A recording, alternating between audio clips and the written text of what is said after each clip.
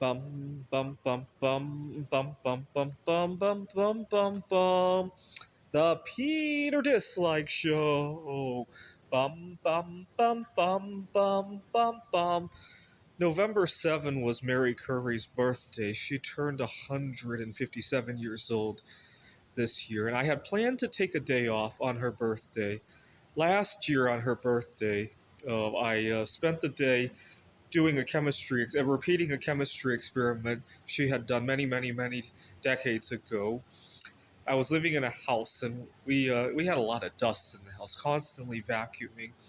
And I discovered with my Geiger counter that the dust in our house contained some of the same stuff that Mary Curry discovered, and uh, I dissolved some of the dust in various acids to see if I could concentrate it. And I was hoping this year I would take a day off to continue the experiment on her birthday. It's kind of a tradition every year. But I teach at Central Arizona College. I had already scheduled the day off, but I had such a good conversation with one of my students. He had made a number of careless mistakes on a calculus exam, and I was showing him some strategies and some mental tricks that he could use. I had such a good time with him and a bunch of other students that I thought I couldn't leave them with a substitute teacher, so I canceled the day off, and instead I celebrated the birthday of Mary Curry with my students in the classroom. But things like that that wasn't the end of the world. After all, that experiment works any other day of the year. I just wanted to do it on her birthday. But things like that throw me. I hate breaking the beat of the music when things are really going along, right? The students are having good rapport with it. No, I can't break the beat of the music, right?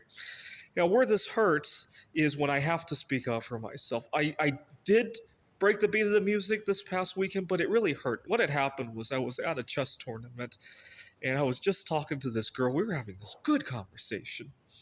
And I was going to go pick up another board and some pieces. And I got up and somebody decided to sit where I was sitting. And I kind of jammed up for 5, 10 seconds. I was upset.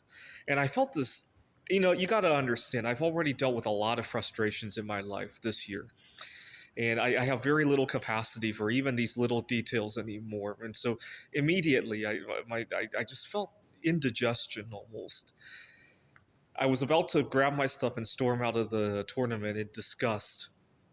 But then I thought to myself, you know what? Given that I'm already going to storm out, I might as well say something and see what happens, right?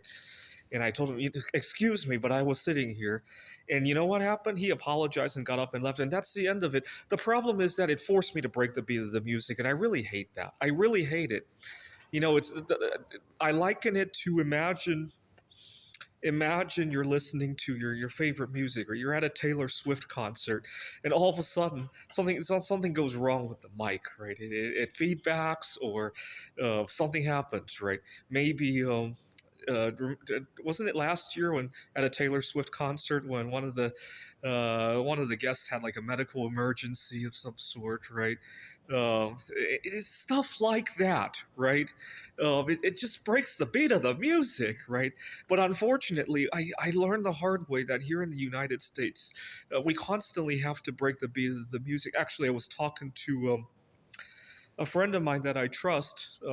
We've known each other since high school. She works at I think she's a nurse, and she was saying that I was telling her about how I often have to fill in for my colleagues last minute, and she was saying that she would laugh at such a request. And you know what? She's doing I would say she's very successful with her career, so I trust her with that. But I have a hard time with it, especially if I'm available, right? I really I I hate having to break bad news, right? I hate it because things are beating, and where this really burns me is that maybe I fill in for a time because I'm available, right? But that becomes the norm. I had this problem at my last job, actually.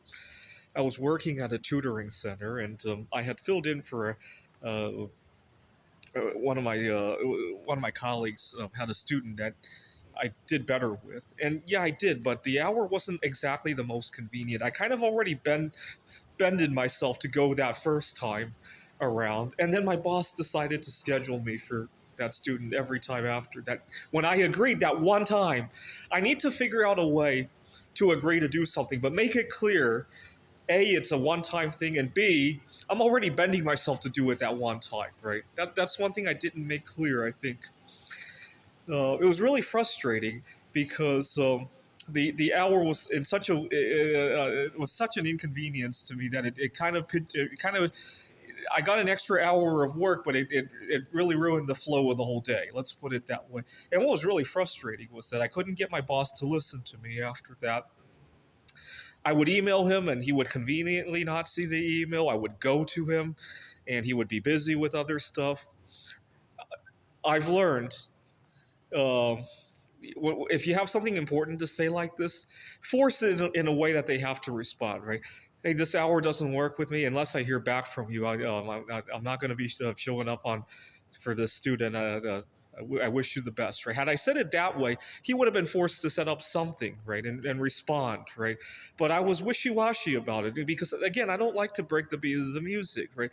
Hey, I'd like to talk to you about our student on Wednesday. It's very easy for him to conveniently not see that, right?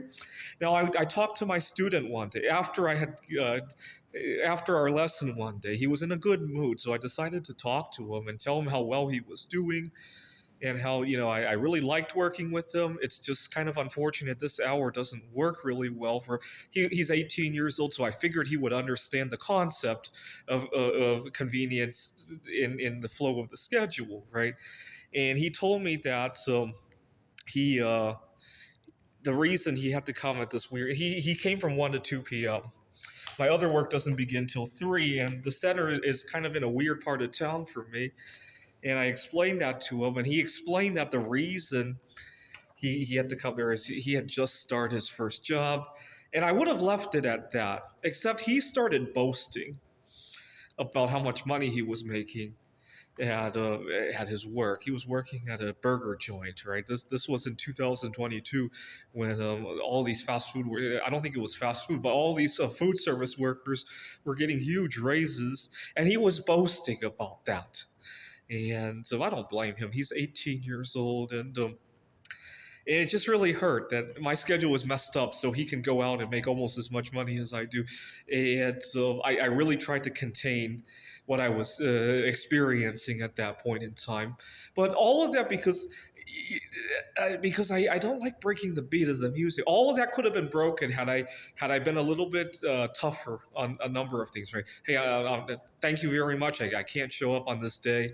I already missed a bunch of stuff when I came the other day, and thank you. It was very nice to get to know this other student. Had I just said that, or even in my emails, hey, if I don't hear from you, I'm going to assume that you found another tutor, right? I could have said something like that, right?